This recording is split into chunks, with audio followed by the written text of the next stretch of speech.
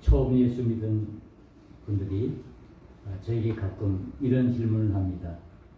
목사님, 내가 이제 예수를 믿기 시작하는데 어떻게 하면 믿음을 내가 빨리 성장시킬 수가 있습니까? 그러기 위해서 어떤 성경부터 읽으면 좋을까요? 라고 묻습니다. 성경은 모두 다 중요하죠. 구약성경, 신약성경 66권 이 모두가 다 중요하지만은 그런데 우리가 이 모두를 한꺼번에 다 읽을 수가 없기 때문에 어떤 책부터 먼저 우리가 읽는 것이 우리가 믿음을 쉽게 접근할 수 있는가 하는 생각이 듭니다. 그래서 저는 이렇게 말합니다. 먼저 신약성경부터 읽는 게 좋고요.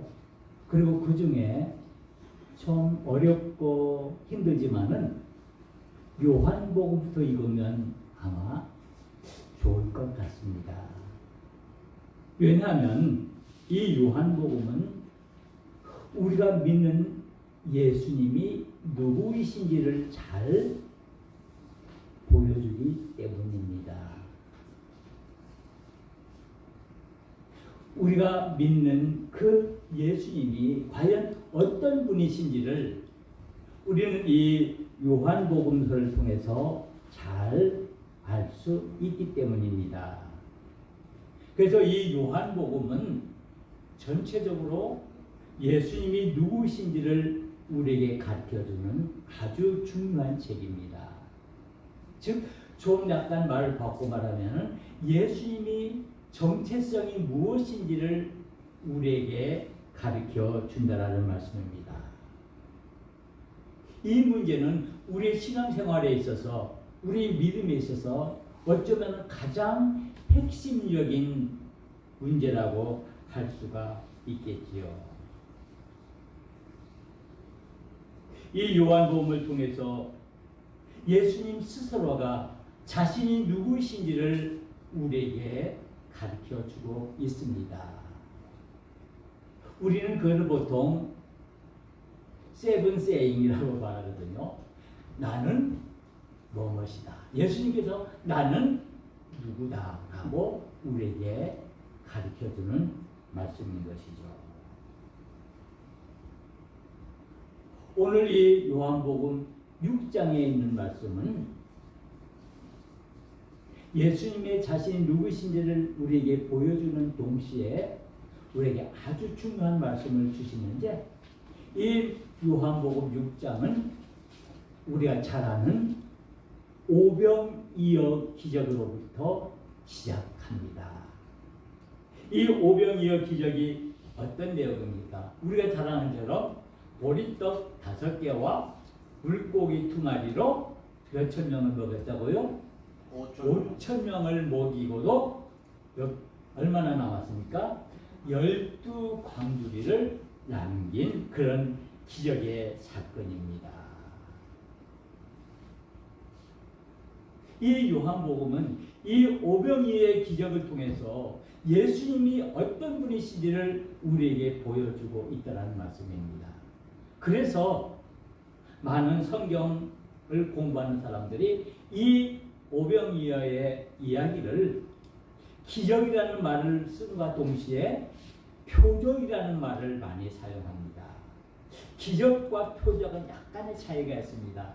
기적은 우리가 잘 아는 것처럼 초자연적인 우리 인간의 삶 속에서는 도무지 일어날 수 없는 일들이 일어나는 것을 보통 우리는 기적이라고 말하죠.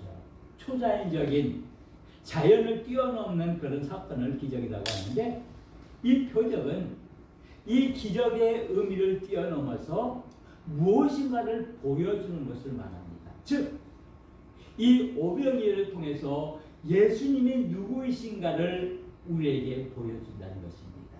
이 기적을 통해서 예수님이 누구신지를 우리에게 보여준다는 말씀입니다. 이 오병이어의 이야기, 즉 보리떡 5개와 물고기 2마리로 5천 명을 먹이고 남은 그것이 12광주리가 된다는 것은 단순히 어떤 기적만을 얘기하고 사는 것이 아닙니다. 예수님께서 배고픈 사람들에게 그들 배를 채워주는, 우리 인간으로서는 도무지 할 수 없는 그런 일들을 한 그런 기적의 일만 우리에게 보여주는 것이 아니라, 이런 일들을 통해서 예수님이 누구이신지 우리에게 표적이 된다는 것을 보여주고 있다는 것입니다. 어쩌면 이것은 우리의 믿음의 본질적인 문제라고 할 수가 있습니다. 우리의 믿음이 무엇인지, 우리는 무엇을 믿는지를 잘 말해 준다는 것입니다. 그래서 이 오병이어의 이야기를 통해서 하나님께서 이스라엘 백성들을 출애굽시키시고 광야 40년 동안 그들에게 만나와 메추라기로 그들의 양식을 주신 그 하나님의 능력을 생각나게 하고, 또 바로 예수님께서 우리에게 생명을 공급해 주시는 하나님이심을 우리에게 보여주고 있다라는 말씀입니다. 그래서 이 오병이어의 기적은 예수님이 하나님이 되시고 하나님의 아들이 되신다는 사실을 우리에게 잘 보여주고 있는 것입니다. 즉 예수님께서 행하신 많은 기적들, 그 많은 기적들 많이 중요합니다. 예수님께서 이 땅에 오셔서 공생의 기간 동안 병든 자를 고치시고 가난한 자들을 세워주시고, 그리고 죽은 자를 살리시고 물 위를 걸으시는, 그리고 오늘 이야기처럼 보리떡 5개와 물고기 2마리로 5,000명에 되는 많은 사람들을 먹이는 이런 기적들을 우리에게 보여주신 것은, 이 기적 자체가 중요한 것이기보다는 이 일들을 통해서, 이 놀라운 기적의 사건들을 통해서 예수님께서 하나님의 능력을 우리에게 보여주신다는 사실입니다. 우리가 잘 아는 것처럼 이 오병이어 사건에는 많은 일들이 있죠.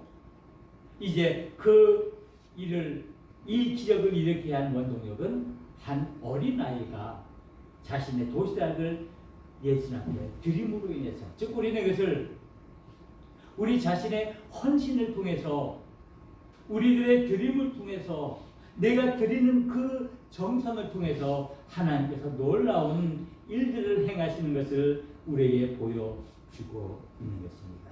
그런데 오늘 우리 이 요한복음 6장 1절에서 있는 이 오병이어의 기적의 사건을 보면은 왜 예수님께서 이런 기적을 행하시는지 우리에게 잘 보여주고 있습니다. 왜 어떻게 예수님께서 이런 놀라운 일들을 행하시는지, 예수님께서 이 기적을 행하시기 전에 일어난 일입니다. 먼저 제자들에게 묻죠. 너희를 어떻게 하겠느냐? 이 많은 사람들을 어떻게 하느냐? 빌립을, 제자들을 시험하는 일을 볼 수가 있습니다. 제자들이 어떻게 생각하고 있는지, 그들의 믿음이 어떻게 되어 있는지를 시험하기 위해서 예수님께서 이 오병이어의 기적을 행하시기로 마음 먹으신 것입니다. 그런데 제자들은 그 수많은 사람들 앞에서 이 오병이어가 일어나기 전에, 그 기적이 일어나게 그들의 믿음을 보면 아주 부족한, 연약한 모습을 봅니다. 하나님의 생각보다는 먼저 인간의 생각을 하는 모습을 보여주고 있고, 그런 것들을 예수님께서는 이 오병이어의 기적을 통해서 그 모든 것들을 깨뜨려 준 것을 보게 됩니다. 바로 믿음의 사람은 믿음의 눈으로, 영의 눈으로 하나님의 일을 봐야 한다는 것을 보여주고 있습니다. 제자들은 도무지 믿지 못했죠. 어떻게 이 수많은 사람들을 우리가 먹일 수 있습니까? 이 사람들에게 먹을 것 조금씩을 주라고 하면은 우리가 600데나리온, 1데나리온이 하루 남자 일당이라고 합니다. 그러면 요즘 말로 말하면 일당 한 10만 원이라고 칠까요? 좀 많이 쓴 거죠. 그러면은 600만 원인가요? 이 600만 원이 더 되겠죠. 이 엄청난 대가의 그 음식을 가져야 이 사람들을 먹일 수가 있는데 이거 도무지 우리가 할 수 없습니다라고 합니다. 그들의 연약한 믿음의 모습을 보여주는데 예수님께서는 이 모든 것들을 물리치시고 이와 같은 기적을 행하십니다. 바로 오병이어를 통해서 예수님께서는 예수님이 누구신지를 보여주고 계십니다. 이 오병이어의 기적을 통해서 예수님은 하나님의 아들이시며 하나님의 능력을 행하시는 살아계신 하나님이심을 보여주고 있습니다.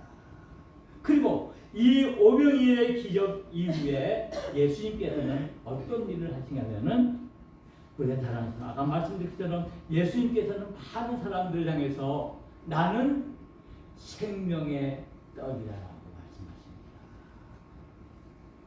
예수님께서 나는 생명의 떡이다. 그래서 나는 이 땅에 오신 것은 온 목적은 너희들에게 생명을 주기 위해서 내가 밥으로 떡으로 이 땅에 왔다라는 것을 말씀하고 있습니다. 그래서 이 요한복음 6장을 통해서 예수님께서는 오병이어의 기적을 통해서 예수님 자신이 우리에게 생명의 양식이 되심을 우리에게 보여주고 있습니다. 그래서 예수님께서는 오늘 우리에게 나는 생명의 떡이다. 그래서 오늘 말씀에 보면은 나는 생명의 떡이니 내게 오는 자는 결코 줄이지 아니할 터이요 나를 믿는 자는 영원히 목마르지 아니하리라. 우리가 예수님을 믿는 목적을 분명히 가르쳐 주겠습니다.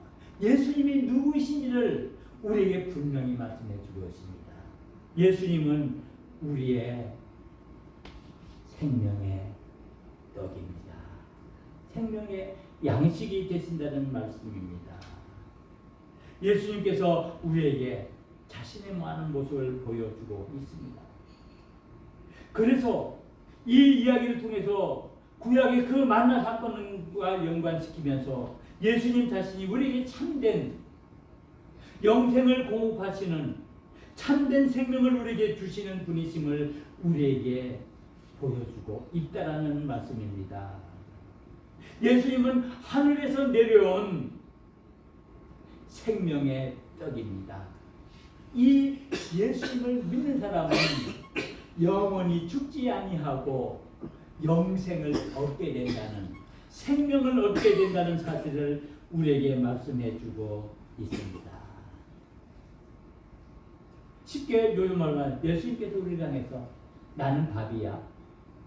나를 먹으면 너희들 다 영생하고 다 살 수 있어. 이렇게 예수님께서 말씀했습니다. 생명의 떡을 먹는 자는 영생함을 얻게 된다는 것. 여기서 먹는다는 것이 무엇입니까? 우리가 밥을 먹고 우리가 빵을 먹고 우리가 떡을 먹는 그 먹는 행위 매우 중요하죠. 우리 사람이 살아가기 위해서는 먹어야 하죠. 먹어야 살 수 있습니다. 양식이 육의 양식이 우리의 몸에 들어와야 그것이 영양분이 되고 우리의 육체를 지탱시켜 줍니다. 그런데 우리 믿음의 사람은 이 육의 양식뿐만 아니라 영의 양식, 생명의 양식을 먹어야 우리가 영적으로 살아갈 수가 있는 것입니다. 그래서 오늘 요한복음 6장 63절에 말씀합니다. 살리는 것은 영이니 유익은 무익하니라. 내가 너에게 이런 말은 영이요 생명이다. 우리가 진정으로 살아갈 수 있는 것은 어떤 단순한 육의 양식이 아니라 생명의 양식이 있어야 한다는 말씀입니다. 생명의 양식을 먹어야 우리가 영적으로 살아갈 수가 있는 것입니다. 바로 이것이 우리가 믿음의 목적입니다. 우리가 예수를 믿는 목적이 바로 여기에 있다는 것입니다. 예수 믿기 있는 것은 단순히 우리가 어떤 육적인 것을 얻기 위해서 예수님을 믿는 것이 아니라 예수님을 통해서 영원한 생명을 얻는 것을 말하고 있습니다. 그런데 오늘 요한복음 이 6장 60절에서 71절에 있는 말씀 보면 매우 중요한 사건이 나옵니다. 많은 사람들이, 많은 제자들이 이 예수님의 말씀을 듣고는 그 말씀이 이해가 되지 않는 겁니다. 말씀에 대한 오해를 하기 시작합니다. 예수님께서 오병이를 통해서 많은 기적을 행했죠. 수많은 사람들을, 그 5천 명이 넘는 많은 사람들을 먹였죠. 그리고 예수님께서 스스로 자신을 나는 생명의 떡이다, 떡이라고 말할 때 이거 무슨 말씀이지? 예수님께서는 이 오병이의 사건과 자신을 생명의 떡이라고 말하는 것을 통해서 예수님 앞으로 일어날 그 성만찬의 일들과 그 앞으로 십자가를 지실 그 모든 일들을 함축적으로 얘기하고 있다는 것입니다. 예수님께서는 우리를 구원하시기 위해서, 우리에게 영원한 생명을 주시기 위해서 이 땅에 오셨다는 것을 말씀하고 있지만은 이 많은 사람들이 이 사실을 깨닫지 못하고 예수님에 대한 오해를 하기 시작합니다. 그래서 그들의 마음이 흔들리기 시작합니다. 왜 우리가 마음이 흔들립니까? 의심이 생기기 때문입니다. 여러분들, 우리 믿음이 언제 흔들립니까? 우리 믿음이 언제 약하다고 느끼십니까? 우리가 의심할 때 그렇습니다. 정말 예수님께서 우리의 구원자가 되실까? 정말 하나님이 살아계실까? 하나님이 나와 함께 하실까? 나는 정말 하나님의 자녀로 택함을 받았는가? 이런 의심이 생길 때 정말 예수님께서 오병이어와 같은 놀라운 기적들을 행했을까? 정말 예수님께서 우리의 생명이 되어 주실까라는 의심이 생길 때 우리의 마음이 흔들립니다. 우리는 참 감사하죠. 어떤 때는 내가 예수님을 잘 믿는 것처럼 믿음이 충만한 것 같지만은 내게 어려움이 없고 내가 정말 공경에 처하게 되면 정말 내가 믿는 사람인가? 내가 믿음을 가지고 있는가? 그런 흔들림 속에서 우리가 많은 어려움들을 겪게 됩니다. 왜 우리의 믿음이 흔들립니까? 오늘 요한복음 6장 60절에 보면 이렇게 말합니다. 제자 중 여럿이 듣고 말하되 이 말씀은 어렵도다. 누가 들을 수 있느냐? 너무나 이 예수님의 모습을 보고는 도무지 우리가 이해할 수 없어. 그들의 마음에 의심이 생기는 겁니다. 예수님께서는 친히 우리에게 하나님의 아들심을 우리에게 보여주고 있지만 정말 저분이 우리의 구원자가 되실까? 그런 의심이 생김으로 인해서 그들의 마음이 흔들립니다. 그들의 믿음이 무엇인지를 잘 깨닫지 못하는 것입니다. 영의 눈이 뜨여 있지 않기 때문에 예수님을 바로 분별하지 못한 것입니다. 그래서 사람들의 반응이 어떻습니까? 예수님의 그 기적을 보고 예수님이 그 행하시는 말씀을 듣고도 그들이 그것을 깨닫지 못하고 그들이 예수님을 떠납니다. 여기서부터 문제가 시작됩니다. 65절에 있는 말씀입니다. 또 이르시되 그러므로 전에 너희에게 말하기를 내 아버지께서 오게 하여 주시지 아니하시면 누구든지 내게 올 수 없다 하였노라 하십니다. 예수님께서 이렇게 말씀하셨는데 66절에 보면은 그때부터 그의 제자 중에서 많은 사람이 떠나가고 다시 그와 함께 다니지 않냐. 예수님으로부터 떠나가는 사람들의 생기로 예수님을 따르지 않는 사람들이 생긴 것입니다. 그때 예수님께서는 많은 사람들이 떠나는 것을 보고 제자들에게 묻습니다. 12 제자들에게 묻습니다.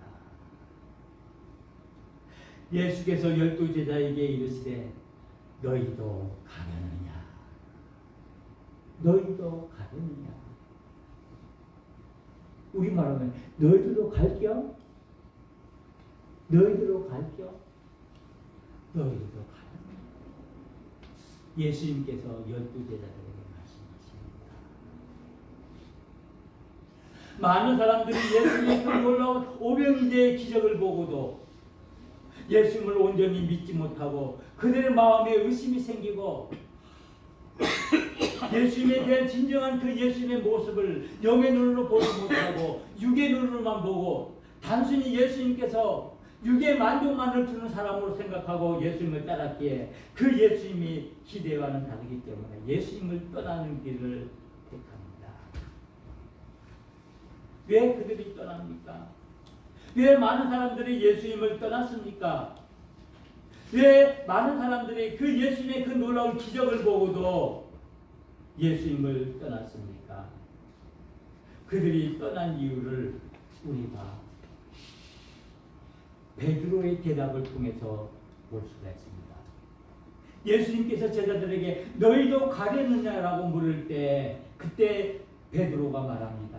주여, 영생의 말씀이 여기 있사오니 우리가 누구에게 가오리까? 많은 사람들이 간 이유는 뭡니까? 영생의 말씀을 깨닫지 못했기 때문입니다. 이 말은 즉 예수님이 누구이신지를 알지 못했기 때문에 그들이 예수님을 온전히 믿지 못했기 때문에 예수님을 떠났다는 것입니다. 예수님을 온전히 믿지 못한 것. 이것을 다른 말로 바꾸면은 그 예수님의 은혜를 깨닫지 못했기 때문에 하나님께서 우리들에게 은혜를 줬음에도 불구하고 그 은혜를 깨닫지 못하게 되면 믿음 안에 온전히 서지 못하고 언젠가는 이 예수님을 떠나는 사람들처럼 떠납니다. 예수님을 멀리합니다. 그래서 예수님께서는 너무나 안타까워서 그 제자들에게 말합니다. 너희들도 가겠느냐? 너희들도 이제 떠날 것이냐? 너희들도 진정으로 내가 누구인지 알지 못하겠느냐? 믿음의 본질이 무엇이냐라고 묻는 것입니다. 오늘 예수님께서 저와 여러분들에게 말씀하십니다. 너희도 가려느냐? 너희들이 진정으로 내가 누구인지 알지 못하느냐?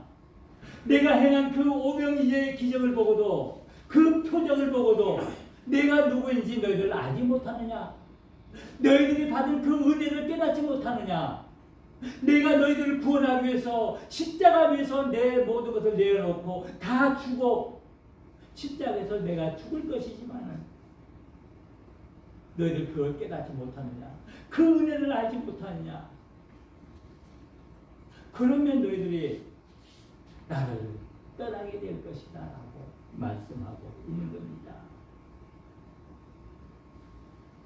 예수님께서는 단순히 너무나 속상해서 감정적으로 이 제자들에게 책망하기 위해서 너희들도 갈 거냐? 라고 묻는 것이 아닙니다. 이 말씀은 다시 한번 우리에게 너희들 비록 어렵고 힘들고 고된 상황에 있다 할지라도 내가 너희들의 구원자가 되어주시고 내가 너희에게 생명을 주는 생명의 떡이 되심을 너희들이 알아야 한다는 것입니다. 그래야 우리가 예수님 안에 온전히 거할 수가 있습니다. 우리의 신앙의 모습을 우리의 모습은 어떤 신앙의 결과만을 바랍니다. 그런데 우리의 신앙은요 그 결과만 아닙니다. 우리의 신앙의 목표는 예수님이십니다. 예수님 그 자체가 우리의 신앙의 목적이 되는 겁니다. 많은 사람들이 떠난 이유는 그들이 오병이어를 보고 오병이어의 기적을 보고 먹는 것에 만족했고 더 이상 그것이 없으니까 떠나는 것입니다. 내가 예수 믿으면 복 받아야지. 내가 복 나에게 지금 너무나 어려우니까 내가 복 못 받아. 그래, 나 떠날 거야. 떠납니다. 내가 너무나 힘들어. 내가 신앙생활하기 너무나 어려워. 감당하기 너무 어려워. 너무나 내 생활하는데 너무 부담스러워. 그래서 예수님을 떠납니다. 그래서 예수님께서는 우리에게 말씀하십니다. 내가 너를 위해서 십자가에서 죽기까지 너를 사랑하고 내 모든 것을 너에게 주고 내가 떡으로 너에게 모든 것을 줬음에도 불구하고 너희들 그것을 깨닫지 못하고 그 은혜를 깨닫지 못하고 너희도 가려느냐. 우리에게 안타깝게 말씀하는 것입니다. 그런데 여기 놀라운 베드로의 고백이 있습니다. 베드로가 원래 어떤 사람이었습니까? 예수님을 죽기까지 따르겠다고 고백하다가 예수님을 배반하기까지 하는 사람입니다. 오늘 우리는 이 예수님의 질문, 너희도 가려느냐라는 질문을 왜 생각해? 또 하나의 질문이 떠오릅니다. 그것이 뭐냐 하면은 센거비치라는 사람이 쓴 코바디스라는 소설이 있습니다. 이것이 영화로 돼서 아주 유명하게 되는데 이 코바디스는 뭐냐면은 도민이 코바디스. 주여 어디로 가시나이까 하는 이 이야기는 로마 제국이 기독교를 박해할 때 많은 사람들이 그 박해로 죽어갈 때 그 베드로도 그 로마에 있다가 그 로마 제국의 박해를 피해서 로마를 떠나서 도망을 갑니다. 도망을 간 중에 거기에서 이 베드로가 누구를 만났냐면은 예수님을 만납니다. 자신은 죽지 않기 위해서 살기 위해서 그 로마 제국의 그 박해를 피해서 이제 로마를 벗어나서 도망가는데 예수님께서 로마에 들어오시니까 예수님 쪽에 들어가면 죽으실 텐데 그래서 베드로가 예수님에게 묻습니다. 고바디스 도미니 예수님 주여 어디로 가시나이까? 그때 예수님께서 말씀하십니다. 이제 내가 다시 십자가에서 죽기 위해서 로마로 들어간다. 너는 살기 위해서 도망가고 있지만 로마를 벗어나고 있지만은 나는 다시 많은 거기서 죽어가는 사람들을 살리기 위해서 내가 로마로 들어간다.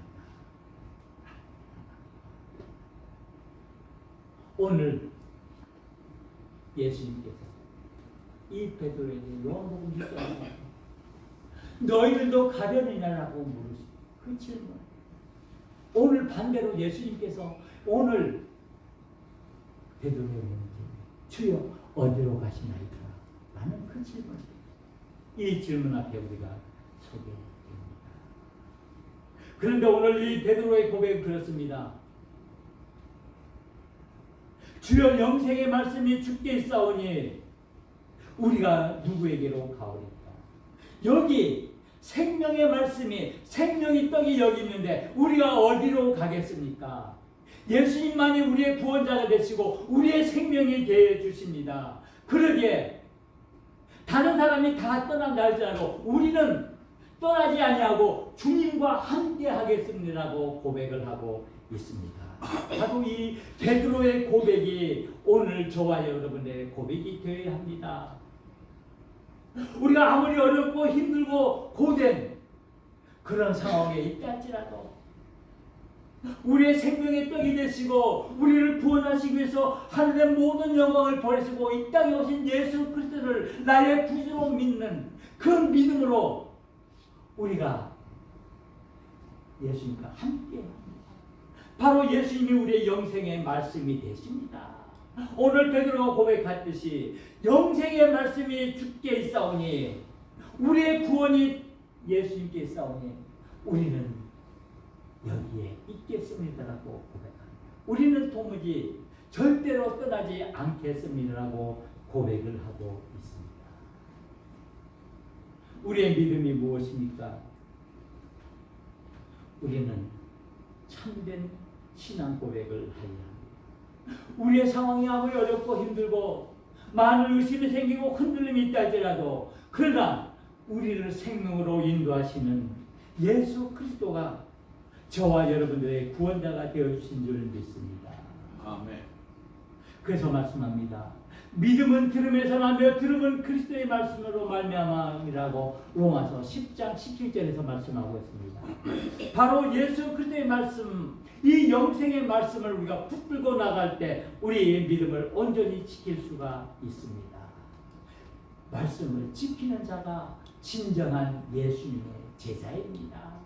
이 예수님의 제자는 끝까지 예수님을 따라가는 사람들입니다.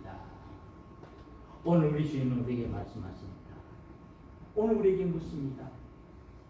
너희도 가려느냐? 우리는 이 질문 앞에 온전히 우리가 대답해야 합니다. 기도하시겠습니다. 은혜로우신 하나님 아버지 감사합니다.